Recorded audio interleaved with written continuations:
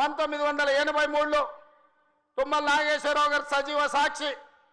ఆనాడు అన్న పెద్దలు నందమూరి తారక రామారావు గారు యువ న్యాయవాదిగా జగిత్యాలలో న్యాయవాది పదవిని బాధ్యత నిర్వహిస్తుంటే పిలిచి భుజం తట్టి నీకు ఎమ్మెల్యే టికెట్ ఇచ్చి నీకు ఎక్సైజ్ శాఖ మంత్రి ఇస్తే సంవత్సరం తిరిగే లోపలనే అన్న ఎన్టీఆర్ను వెన్నుపోటు పడిచి నాదెండ్ల భాస్కరరావుతోని జట్టు కట్టిన నువ్వు నాదెండ్ల భాస్కరరావు సోపతిని వదిలి కాంగ్రెస్ పార్టీలకు వచ్చి 40 సంవత్సరాలు పూర్తయింది.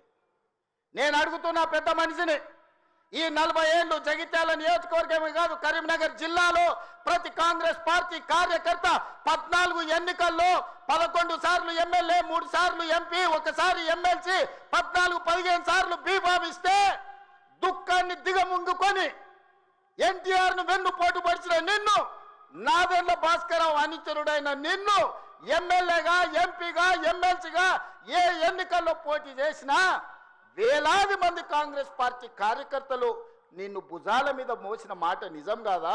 పల్లకిలో అసెంబ్లీకి పంపిన మాట నిజం కాదా? మిత్రులారా, 40 ఏళ్ళు నీ కోసం, నీ పదవి కోసం, నీ కుటుంబంలో జడ్పీటీసీ, ఎంపీపీ ఏ పదవి వచ్చినా నీ కుటుంబానికి ఇచ్చుకున్నా జగిత్యాల కాంగ్రెస్ పార్టీ కార్యకర్తలు మౌనంగా నీ కుటుంబానికి ఊడిగం చేసిన మాట నిజం కాదా? గ్రామంలో ఉన్నోడు గ్రామంలో ఉండాలి, మండలంలో ఉన్నోడు మండలంలో ఉండాలి, జిల్లాలో ఉన్నోడు నియోజకవర్గంలో ఉన్నోడు నియోజకవర్గంలో ఉండాలని పాపంది చేసింది నువ్వు కాదా? మొన్న నేను జగిత్యాల కార్యకర్తలను కలిస్తే ఒక్కొక్కరు తమ కష్టాలను మనసు విప్పి మాట్లాడుతుంటే నాకు ఆశ్చర్యపోయినా.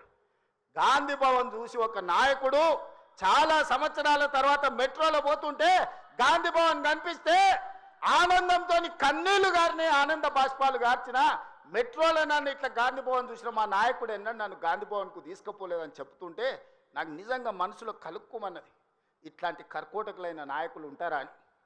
అలాంటి నాయకుని కూడా జగిత్యాల ప్రజలు 14 సార్లు బీమా ఇస్తే ఎన్నో సార్లు ఓడిపోయినా వదలకుంటేనే ఆయన వెనకాల నిలబడి, ఆయన అండగా నిలబడి ఆయన భుజాల మీద మోస్తే ఒక్క ఏడాది పదవి లేకపోతే మీ గుండెల మీద దాన్ని మిమ్మల్ని మోసం చేసి పారిపోతాడా అని నేను అడుగుతున్న మిత్రులారా, ఇది న్యాయమా?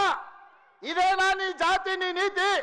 ఈ వయసులో నువ్వు 40 ఏళ్ళు నీ జెండా మోసి నిన్ను మోసిన కార్యకర్తల గుండెల మీద దాన్ని మోసం చేసి శత్రువు సంతను చేరుతావా? శత్రువు సంకలు చేరి ప్రజాపాలన పోవాలంటావా? ఇట్లాంటోడు పెడితే పెళ్లి కోరుకున్నాడంట, పెట్టకపోతే సావు కోరుకున్నాడంట. ఇంతకంటే ఉదాహరణ ఇంకేమన్నా ఉందా?